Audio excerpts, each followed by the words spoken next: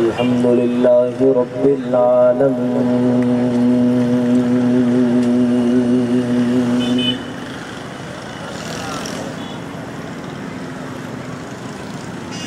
والصلاة والسلام على أشرف الأنبياء والمرسلين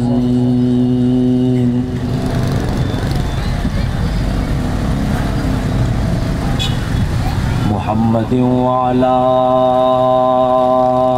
آلهم الطيبين الطاهرين وعلى عباد الله الصالحين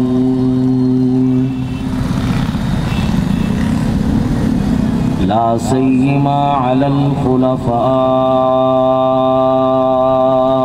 الراشدين المهديين ولعنة الله على أعدائهم الرافضين الكافرين المرتدين إلى يوم الدين.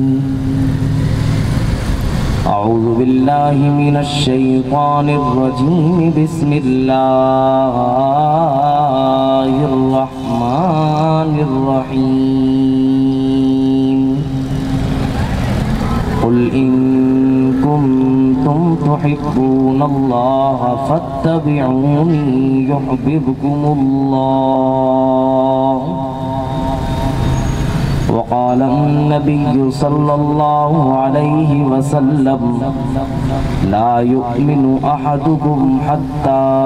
أكون أحب إليه من والده وولده والناس أجمعين. صدق الله وصدق رسوله النبي الكريم ونحن على ذلك لمن الشاهدين والشاكرين والحمد لله رب العالمين.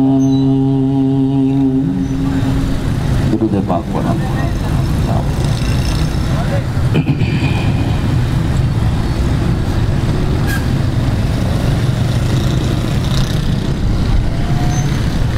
لفظوں میں بیاں وصف پیمبر نہیں ہوتا، لفظوں میں بیاں وصف پیمبر نہیں ہوتا، کوزے میں کبھی بند سمندر نہیں ہوتا. جو نہ مانے تیرے فقر کو، تیرے فقر کا باعث ابو جہل تو ہوتا ہے، ابو ذر نہیں ہوتا. قرآن نے کہا قلب محمد پہ اتر کر ہر ایک نبی صاحب کوثر نہیں ہوتا. جو حضرات سو رہے ہیں بآواز بلند کہہ دیں سبحان اللہ.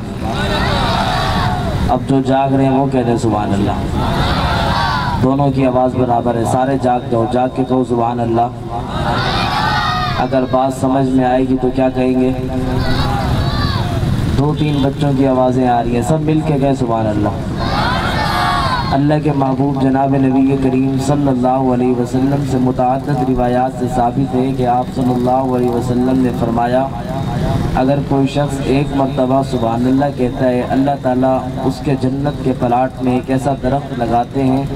جس درخت کے نیچے عربی نسل کا گھوڑا 100 سال دوڑتا رہے، وہ گھوڑا تو تھک جائے گا مگر درخت کا سایہ ختم نہیں ہوگا. جو چاہتے ہیں کہ ہمارا جنت میں وہ درخت لگ جائے وہ کہتے ہیں صرف سبحان اللہ. کونین کی تخلیق کا مولا تو سبب ہے، کونین کی تخلیق کا مولا تو سبب ہے، اسلام کا مفہوم تیرے در کا ادب ہے. طٰہٰ سے آیا ہے تیری سیرت کا قصیدہ، یاسین تو آقا تیرا نام و نسب ہے. والفجر کا مطلب تیرے چہرے کی تلاوت، واللیل تو آقا تیری زلفوں کا لقب ہے. اور تخت و تختہ میں سے ہم صرف ایک چنا کرتے ہیں، تخت و تختہ میں سے ہم صرف ایک چنا کرتے ہیں. ہم بڑی عجب شان سے دنیا میں جیا کرتے ہیں، تو کیا چیز ہے بندوق کسے کہتے ہیں، ہم تو ٹینکوں کے صفوں کو بھی چیر دیا کرتے ہیں، اور ہمیں ملتا ہے اس وقت سے شہادت کا سبب، ہمیں ملتا ہے اس وقت سے شہادت کا سبب جب ہم ماؤں کی گود میں دودھ پیا کرتے ہیں۔ آؤ یارو مل کر ایک کام کرتے ہیں، آؤ یارو مل کر ایک کام کرتے ہیں، زندگی صحابہ کے نام کرتے ہیں۔ آؤ یارو مل کر ایک کام کرتے ہیں، زندگی صحابہ کے نام کرتے ہیں۔ کوئی شک نہیں کہ گستاخ صحابہ کافر ہے، کوئی شک نہیں کہ گستاخ صحابہ کافر ہے، ہم ذکر صحابہ سے ان کا جینا حرام کرتے ہیں۔ ہمیں نہ کوئی کہانی نہ فسانہ اچھا لگتا ہے، ہمیں نہ کوئی کہانی نہ فسانہ اچھا لگتا ہے، ہمیں تو بس صحابہ کا دیوانہ اچھا لگتا ہے۔ اور تم ساحل پہ بیٹھ کر سوچتے رہو، اور تم ساحل پہ بیٹھ کر سوچتے رہو، ہمیں کافر سے پنجہ لڑانا اچھا لگتا ہے۔ انتہائی واجب الاحترام قابل قدر اہل سنت والجماعت کے غیور نڈر بے باک بے خوف مجاہد دوستوں اور بزرگوں، آج کی یہ عظیم الشان کانفرنس عشق مصطفیٰ صلی اللہ علیہ وسلم وعظمت صحابہ رضوان اللہ تعالی علیہم اجمعین کے عنوان سے عنوان ہے۔ میرے بعد انشاءاللہ آپ حضرات کے سامنے قائد کراچی، مناظر اسلام، وکیل ناموس صحابہ حضرت علامہ مولانا رب نواز حنفی صاحب، اور اس کے ساتھ ساتھ استاد العلماء، استاد الاساتذہ، شیخ الحدیث و تفسیر حضرت اقدس حضرت علامہ مولانا ڈاکٹر منظور مینگل صاحب آج کے اس عنوان سے تفصیلی خطاب فرمائیں گے۔ میں مختصر سے وقت میں آپ حضرات کے سامنے عشق مصطفیٰ کے عنوان پر گفتگو کروں گا، لیکن مزاج ہمارا یہی ہے، بات سمجھ میں آئی تو کیا کہیں گے، بات سمجھ میں آئی تو کیا کہیں گے، سب کیوں نہیں بولتے، سب بولیں، بآواز بلند بولیں۔ عزیزان گرامی قدر، عشق مصطفیٰ کا عنوان وہ عظیم ترین عنوان ہے۔ عشق مصطفیٰ کا معنی کیا ہے؟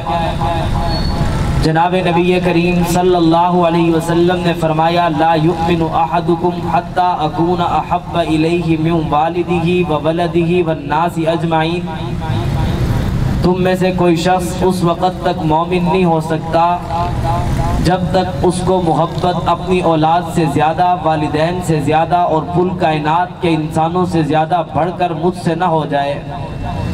قرآن مجید کے اندر خلاق عالم نے فرمایا قل ان کنتم تحبون اللہ فاتبعونی، تو عشق مصطفیٰ کا معنی اللہ کے پاک پیغمبر کے حکم کو ماننا ہے، اللہ کے پاک پیغمبر کی اتباع کرنی ہے، اللہ کے پاک پیغمبر سے محبت کرنی ہے۔ محبت اتنی کرنی ہے کہ آل سے بھی زیادہ، اولاد سے بھی زیادہ، مال سے بھی زیادہ، تمام کائنات سے زیادہ، والدین سے زیادہ محبت کرنی ہے۔ عشق مصطفیٰ صرف نعت پڑھنے کا نام نہیں ہے، عشق مصطفیٰ صرف تعریف کرنے کا نام نہیں ہے، عشق مصطفیٰ جھوم جانے کو نہیں کہا جاتا۔ اگر عشق مصطفیٰ صرف تعریف کرنے کا نام ہوتا تو پیغمبر علیہ السلام کے چاچا ابو طالب بھی پیغمبر کی تعریف کیا کرتے تھے۔ اگر صرف عشق مصطفیٰ تعریف کرنے کا نام ہوتا تو جگن ناتھ آزاد ہندو شاعر پیغمبر علیہ السلام کی آمد پر تبصرہ کرتا ہے اور ان کی تعریف میں اشعار پڑھتا ہے کہ وہی یونان کہلاتا تھا جو تہذیب کی دنیا، وہی روئے زمین پر آج تھا تخریب کی دنیا، حقیقت و تجسس کا جہاں تھا آج ویرانہ، فلاتوں کے خرد سقراط کی جانب تھی افسانہ، غرض دنیا میں چاروں سمت اندھیرا ہی اندھیرا تھا، نشان نور گم تھا اور ظلمت کا بسیرا تھا، کہ دفعتاً افق پر ایک سیلاب نور آیا، جہان کفر و باطل میں صداقت کا ظہور آیا، حقیقت کی خبر دینے بشیر آیا نذیر آیا، شہنشاہی نے جس کے قدم چومے وہ فقیر آیا، مبارک ہو زمانے کو کہ ختم المرسلین آیا، صحابہ رحم بن کر رحمت للعالمین آیا، پیغمبر علیہ السلام کی شان اقدس میں کئی کافروں نے بھی اشعار پڑھے، پیغمبر کی تعریف ان اشعار کے اندر کی ہے، لیکن بتانا یہ چاہتا ہوں کہ پاک پیغمبر کی تعریف کرنا یہ عشق مصطفیٰ نہیں کہلاتا، بلکہ عشق مصطفیٰ کیا ہوتا ہے؟ پاک پیغمبر کے حکم کی اتباع کرنا، پاک پیغمبر کے کہنے کو ماننا، یہ عشق مصطفیٰ کہلاتا ہے۔ مسجد نبوی میں پاک پیغمبر نے فرمایا صحابہ کرام سے کہ بیٹھ جائیے، ایک صحابی رسول مسجد نبوی کی دہلیز پر پہنچا، دروازے پر ایک قدم اندر تھا ایک قدم باہر تھا، وہیں پر وہ صحابی رسول بیٹھ گئے، پھر دو زانو ہو کر نہیں بیٹھے، اور مسجد نبوی کے قریب ایک بکری کا باڑا تھا، اس بکری کے باڑے میں ایک صحابی نے آواز سنی کہ پاک پیغمبر نے فرمایا بیٹھ جاؤ، وہ صحابی اسی بکری کے باڑے میں بیٹھ گئے۔ آقا جب باہر جانے لگے اس صحابی کو دیکھا جو مسجد نبوی کی دہلیز پر بیٹھا ہوا تھا، ایک قدم باہر تھا ایک قدم اندر تھا، آقا نے فرمایا سیدھے ہو کر کیوں نہیں بیٹھ جاتے؟ وہ صحابی رسول فرمانے لگے یا رسول اللہ آپ کا حکم آیا تھا، میں نے سوچا اگر میں سیدھا ہو کر بیٹھوں گا آپ کے حکم کی بجا آوری میں تاخیر ہو جائے گی، اس وجہ سے میں اسی انداز میں بیٹھ گیا۔ پاک پیغمبر جناب نبی کریم صلی اللہ علیہ وسلم اس بکری کے باڑے میں تشریف لے گئے، وہاں دیکھا ایک صحابی رسول اس باڑے میں بیٹھے ہوئے ہیں جس کا نام ابو دردہ تھا۔ اللہ کے پاک پیغمبر نے ابو دردہ سے پوچھا ابو دردہ آپ باڑے میں کیا کر رہے ہو؟ حضرت ابو دردہ رضی اللہ تعالی عنہ نے فرمایا یا رسول اللہ آپ کی آواز میرے کانوں نے سنی تھی، جب آپ کی آواز میرے کانوں میں پڑی میں نے اگر مسجد نبوی میں جانا چاہتا میں مسجد نبوی میں گیا نہیں، کہیں ایسا نہ ہو آپ کے حکم میں تاخیر ہو جائے، آپ کے حکم میں تاخیر کے ڈر سے میں اسی بکری کے باڑے میں بیٹھ گیا۔ پاک پیغمبر کے حکم کی اتباع صحابہ نے اس انداز میں کی، اس کو عشق مصطفیٰ کہتے ہیں، اسی کو محبت مصطفیٰ کہتے ہیں۔ جب اس منظر کو کسی شاعر نے دیکھا تو وہ شاعر بھی بے ساختہ بول پڑا کہ درد مندوں سے یہ نہ پوچھو کہ وہ کہاں بیٹھ گئے، درد مندوں سے یہ نہ پوچھو وہ کہاں بیٹھ گئے، تیری محفل میں غنیمت ہے جہاں بیٹھ گئے۔ عشق مصطفیٰ اگر دیکھنا ہو آؤ مکہ کی سرزمین پر آپ کو لیے چلتا ہوں۔ مکہ کی سرزمین پر جب پاک پیغمبر نے فرعون کی چوٹی پر صدا لگائی تھی، پاک پیغمبر کے صدا لگانے کے بعد ایک عاشق پیغمبر کی خدمت میں آتا ہے جس کا نام ابو بکر صدیق ہے۔ ابو بکر صدیق نے جب سے پاک پیغمبر کی معیت کو اختیار کیا، جب سے پاک پیغمبر کے ساتھ محبت کا اعلان کیا، جب سے پاک پیغمبر کے ساتھ عشق کا اعلان کیا، پھر مکہ کی سرزمین پر ابو بکر صدیق کو مارا گیا، مار مار کے بے ہوش کر دیا گیا۔ ابو بکر صدیق کو جب گھر لے کر تشریف لے گئے، جب والدہ نے دیکھا بیٹا بے ہوش پڑا ہوا ہے، ہوش میں آنے کا انتظار کیا جا رہا ہے، ابو بکر صدیق رضی اللہ تعالی عنہ جب ہوش میں آتے ہیں والدہ نے کہا پانی کا گلاس لے لیجئے، پانی پی لیجئے۔ ابو بکر صدیق نے فرمایا اماں جان میں پانی نہیں پیوں گا، فرمایا دودھ پی لیجئے، فرمایا اماں جان میں دودھ بھی نہیں پیوں گا۔ حضرت ابو بکر صدیق سے پوچھا ابو بکر پھر چاہتے کیا ہو؟ ابو بکر نے فرمایا جس محمد الرسول اللہ کے عشق کے نتیجے میں، جس پیغمبر کے ساتھ محبت کے نتیجے میں آج میں نے مار کھائی ہے، میں صرف اس مصطفیٰ کا دیدار چاہتا ہوں۔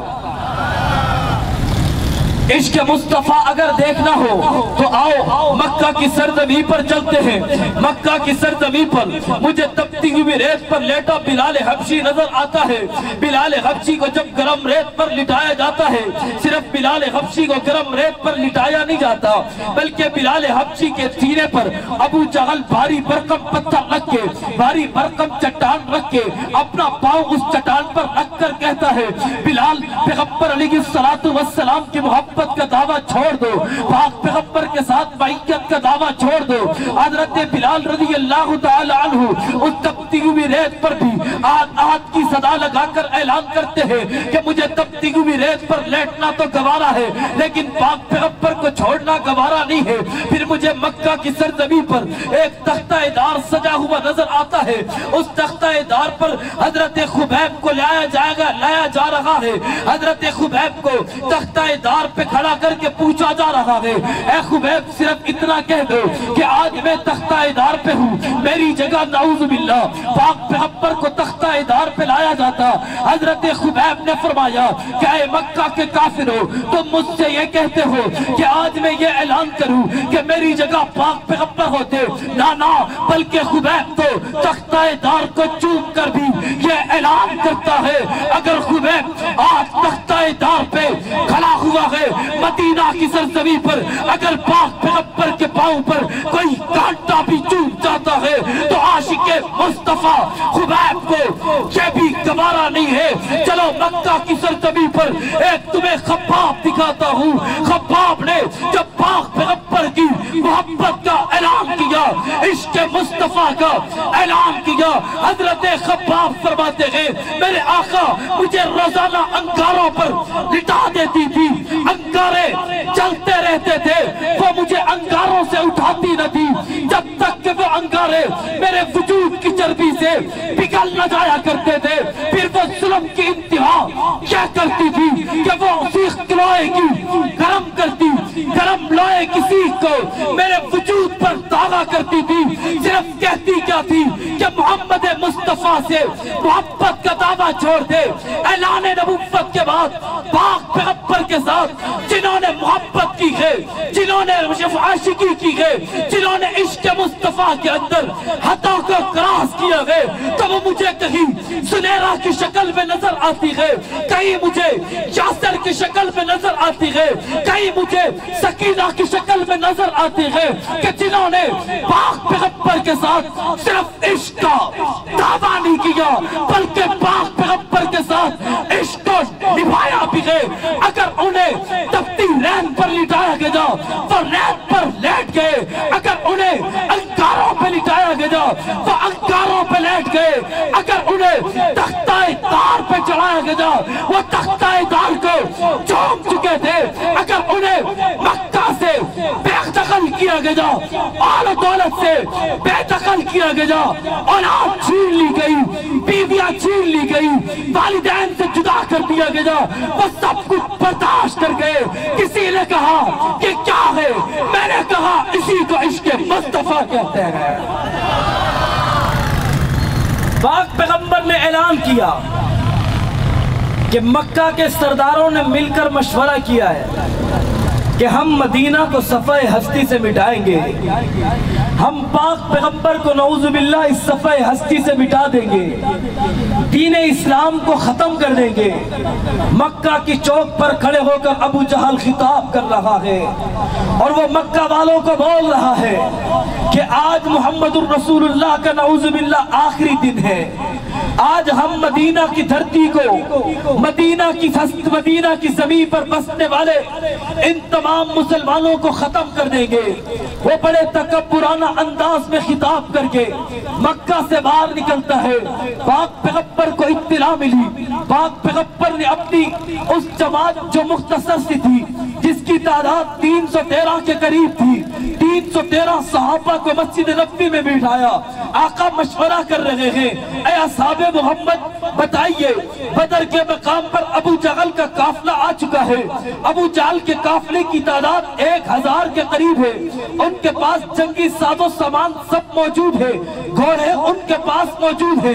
آلات سارے ان کے پاس موجود ہے۔ صحابہ کرام سے پاک پیغمبر نے مشورہ لیا، آقا علیہ السلام کے سامنے جناب حضرت ابو بکر صدیق نے کھڑے ہو کر اولاً خطاب کیا، فرمایا یا رسول اللہ ہم نے کلمہ آپ کا پڑھا ہے، ہم نے دین آپ کا قبول کیا ہے، آپ کا جہاں آرڈر ہوگا وہاں ہم اپنا خون گرانے کے لیے تیار ہیں۔ جناب فاروق اعظم رضی اللہ تعالی عنہ نے کھڑے ہو کر خطاب کیا، آقا جہاں آپ کا آرڈر ہوگا وہاں ہم اپنا خون گرا دیں گے۔ آقا چاہتے تھے انصار میں سے بھی کوئی کھڑا ہو کر خطاب کرے، پتا تو چلے انصار کیا چاہتے ہیں۔ حضرت سعد رضی اللہ تعالی عنہ کھڑے ہوئے، فرمایا یا رسول اللہ آپ انتظار کر رہے تھے کہ انصار میں سے بھی کوئی کھڑا ہو کر خطاب کرے، مشورہ دے۔ یا رسول اللہ کلمہ ہم نے آپ کا پڑھا ہے، آپ کی نبوت پر ہم ایمان لے کر آئے ہیں، اے محمد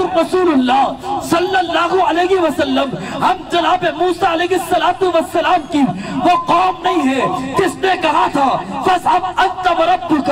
فَقَاتِلَا إِنَّا هَاهُنَا قَائِدُونَ۔ محبوب ہم آپ کے امتی ہیں، جہاں آپ کا آرڈر ہوگا وہاں ہم اپنا خون گرا دیں گے۔ صحابہ کے مشورے کے بعد پاک پیغمبر نے 313 کی جماعت کو لیا، حالات دیکھیے، تصورات کی دنیا میں جائیے، ان کے پاس گھوڑے 2 ہیں، 70 اونٹ ہیں، تلواریں جو لڑنے کے لیے کام آتی ہیں، چند ہیں وہ بھی ٹوٹی پھوٹی۔ اللہ کے پاک پیغمبر نے فرمایا اے اصحاب محمد کھجور کی ٹہنیاں اٹھائیے، میدان بدر میں کود جائیے۔ ذرا تصورات کی دنیا میں جا کر سوچیے تو صحیح، تلوار والوں کے ساتھ جب لڑا جاتا ہے کھجور کی ٹہنیاں کون اٹھاتا ہے؟ کھجور کی ٹہنیاں اٹھا کر کون لڑا کرتا ہے؟ لیکن صحابہ، کون صحابہ جو پیغمبر علیہ السلام سے محبت کرتے تھے، جو پیغمبر علیہ السلام سے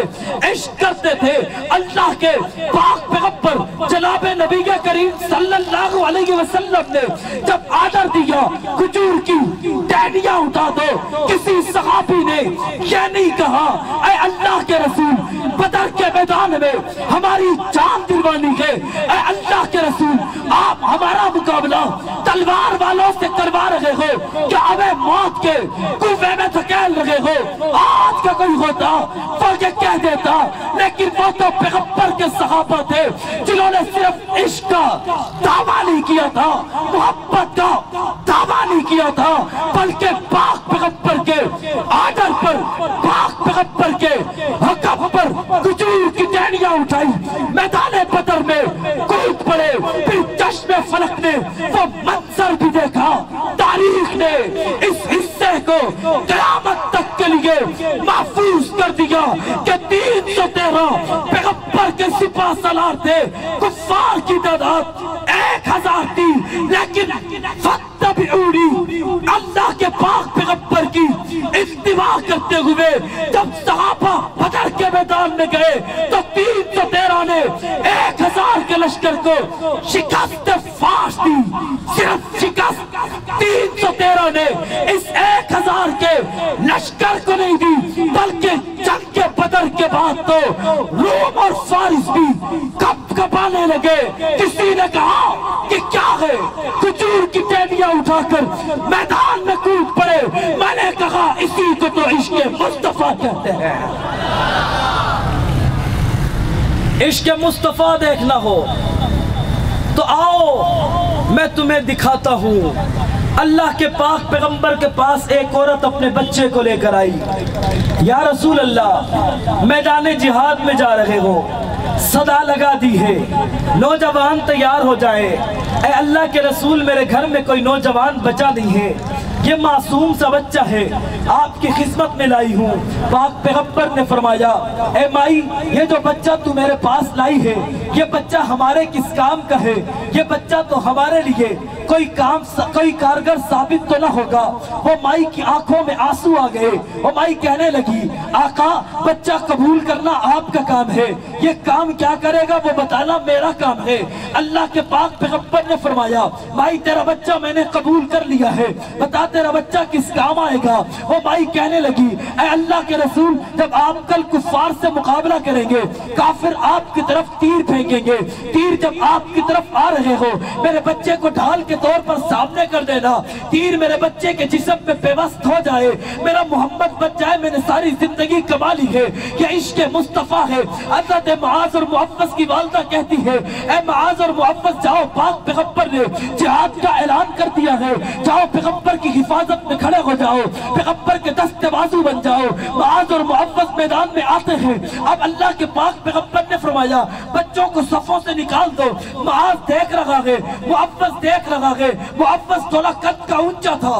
وہ صفوں میں شامل ہو گیا، معاذ صفوں میں شامل نہ ہوا۔ تو وہ اللہ کے پاک پیغمبر کے سامنے جب وہ بچہ دکھنے لگا تو رونے لگا، اپنے بھائی سے کہنے لگا بھائی اب مجھے نکال دیا جائے گا، میں میدان جہاد میں نہیں جا سکتا، میں پیغمبر کی اتباع میں جا کر کفار کے ساتھ مقابلہ نہیں کر سکتا۔ اللہ کے پاک پیغمبر سے فرمایا یا رسول اللہ مجھے بھی لے لیجئے، میں اپنے بڑے بھائی سے مقابلہ کروں گا، بڑے بھائی کو اگر زمین پر میں نے گرا دیا تو مجھے آپ لے لینا۔ پاک پیغمبر نے فرمایا چلو مقابلہ کر لو، اگر آپ جیت گئے تو آپ کو ابھی ساتھ بھیج دیا جائے گا۔ ذرا سوچو تو صحیح، آج جہاد کا اعلان ہو جائے، مائیں بچوں کو روکتی ہے، آج صبح صحابہ کی رکنیت کا اعلان ہو جائے، مائیں بچوں کو روکتی ہے، اے میرے بیٹے ان کے ساتھ مت ملنا، یہاں گولی چلتی ہے، یہاں جانیں جاتی ہے، یہاں تو جیلیں آتی ہے، یہاں تو صعوبتیں آتی ہے۔ میں نے کہا عشق مصطفیٰ کا دعویٰ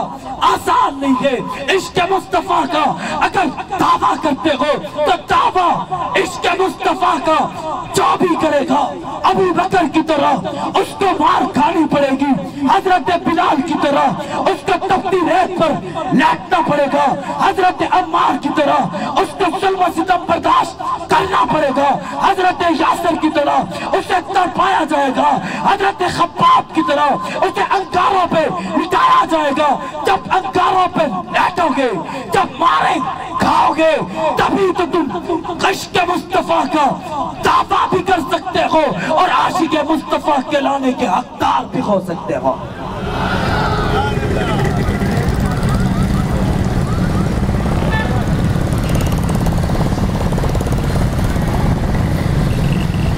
استاد محترم تشریف لا چکے ہیں، بس آخر میں اتنا ضرور کہوں گا کہ جنہوں نے پیغمبر علیہ السلام سے عشق اور عشق کا دعویٰ کیا اور پھر کر کے نبھایا، محبت کی اور کر کے نبھائی، قرآن مجید کے اندر اللہ رب العزت نے ان کے تذکرے کیے، کہیں اولئک هم المفلحون کہا، کہیں اولئک هم الفائزون کہا، کہیں اولئک الذین امتحن اللہ قلوبهم للتقوی کہا، کہیں اولئک هم الفائزون کہا، کہیں فإن آمنوا بمثل ما آمنتم به فقد اهتدوا کہہ کر ان کو ایمان کا آئیڈیل اور نمونہ قرار دیا، کہیں والسابقون الاولون من المہاجرین والانصار کہہ کر ان کا تذکرہ کیا، کہیں رضی اللہ عنہم ورضوا عنہ کا سرٹیفکیٹ عطا کیا ہے۔ یہ وہ صحابہ کرام کی جماعت ہے جنہوں نے صرف دعویٰ نہیں کیا، پاک پیغمبر کے ساتھ عشق کر کے نبھایا بھی ہے۔ آخر میں اتنا ضرور کہوں گا کہ اگر صحابہ کرام سے آپ بھی محبت کا دعویٰ کرتے ہو، اگر آپ بھی عشق کا دعویٰ کرتے ہو، اگر آپ بھی پیغمبر علیہ السلام کے ساتھ عشق و محبت کا دعویٰ کرتے ہو تو پورے شہر مجاہد ہوش میں آ، تعمیر خلافت پیدا کر، کیوں فرقے فرقے ہوتا ہے، اب ایک جماعت پیدا کر تو بھی ترقی دنیا میں، اسباب تجارت پیدا کر، قارون کی دولت ٹھکرا دے، عثمان کی دولت پیدا کر، اسلام قدم تو بھرتا ہے، کفار سے پھر کیوں ڈرتا ہے، یا تو اسلام کا نام نہ لے یا پھر شوق شہادت پیدا کر، دل سے اپنے کہہ گیا گھبرائے نہ، حالات بدلنے والے ہیں، جو کانٹے بن کر آئے تھے وہ لمحے ٹلنے والے ہیں، مظلوموں کی آہوں نے شعلوں کی ردائیں پہنی ہیں، یہ جال قفس سے یادوں کے اب گلے سڑنے والے ہیں، ہمت ہی نہیں طوفانوں میں جذبوں کو ہمارے چھین سکے، تم جتنا ہم سے الجھو گے ہم اور مچلنے والے ہیں، ولا فی اللہ کی تہ میں بقا کا راز مصور ہے، جسے مرنا نہیں آتا اسے جینا نہیں آتا۔ وما علینا الا البلاغ۔